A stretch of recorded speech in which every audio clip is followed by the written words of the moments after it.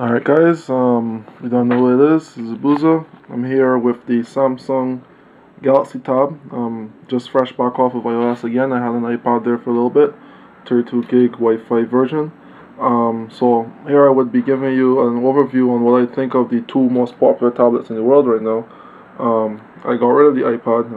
I will explain why as well too. And yeah, we're gonna talk about these two devices. Now, in hardware, they're similar. They're both based off of the Cortex A8 processor, which would have been designed by Samsung, and they have basically the same type of graphics card, though both the processor and the graphics card on the Android device is faster, be it Samsung designed it so they give themselves the faster version of both. The iPad has a beautiful amount of games. Some really nice games, some really good exclusives. Well, they're no longer exclusives because there's a gold rush for games on the Android since the 2.3 has been released. But as well, the applications that are particularly designed for the iPad are very good. Though they're not that many, they're very nice. What I can also say is that yeah, what I didn't like about it now would be the operating system itself. The lack of multitasking was frustrating. I eventually installed Backgrounder and tweaked it to get some pseudo multitasking, but that only would make the device tolerable from non-application uses. It seems the device, as I've said before, is made for people that are like console gamers, people that don't really want to tweak or do anything. They just want to pick it up and use it. That's why it comes with no instruction manual or anything, just a charger and the device. It's a very, very simple device. So for people looking for more, you will end up like me, coming over to something like the Tab. Now, the iPad is significantly bigger. And if you are an at-home user, you just want to sit down and chillax, iPad's for you. If you want to be mobile, you want to be able to put this thing in your pocket, which it can, as big as it looks. It can go in your pocket. You can hold it in one hand. It has a rear and front-facing camera, which is pretty good. Yeah, the apps. Right, now, I mentioned iPad apps. Apps on the iPad are not built for the iPad, don't fit on the screen properly. And I don't have the iPad anymore because I can't tolerate to show you. But basically, the apps tend not to scale to the screen size because it's a different aspect ratio. It's 4:3 versus the 16:9. So the apps will not fold the screen and look a bit funny. So like my Skype app, like how it fills the screen here in Android. Just let me give you a look at that without showing sensitive information. There you go. My Skype app will fold the screen and display nicely. I won't get that same luxury with the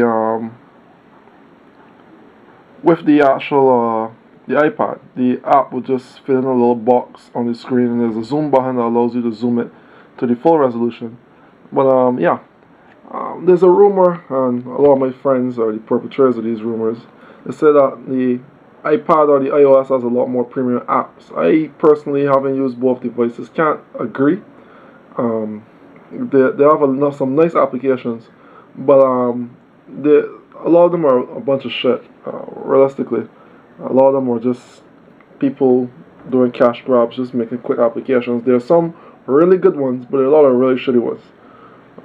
No, really on the Galaxy Tab, the apps, they use the same apps as the normal Android apps. There's no customizations. Since I've started, about 95% of the apps work fine. I had to put on a tweak for those apps that were designed for the lower resolution handsets that wouldn't scale up nicely on the larger screen. The screen is not a Super AMOLED, but it looks great. I was actually quite fooled. Just came off the Samsung Galaxy S, and I was under the impression it was Super AMOLED till I did my research. I'm running all my apps like I usually do. The games are given a tad bit of a problem. This is due to the device being a CDMA device, Sprint.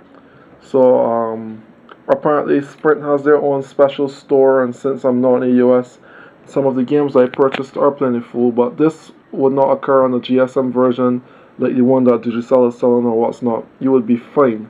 So when I find a workaround for that problem, I will share it. I'm going to do some reviews on the apps on the Galaxy Pad. For me, people say it's all preference, whatever. I chose the tab over the the iPad: mobility, speed, and freedom. People call it customizability, but I call it freedom. The ability to do what I want with my device. If I want to see a screen full of apps, I can see a screen full of apps. If I want to have widgets all over the place, I can do it. And I'm not limited to one option. And I think Android apps and the Android market is a much nicer experience. With the additional buttons, you have the option to you know, open additional options, whereas I found myself looking for options on the iPhone. That is pretty nice. It gives you the ability to look for other stuff.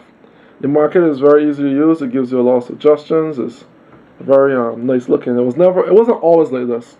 It's like this now.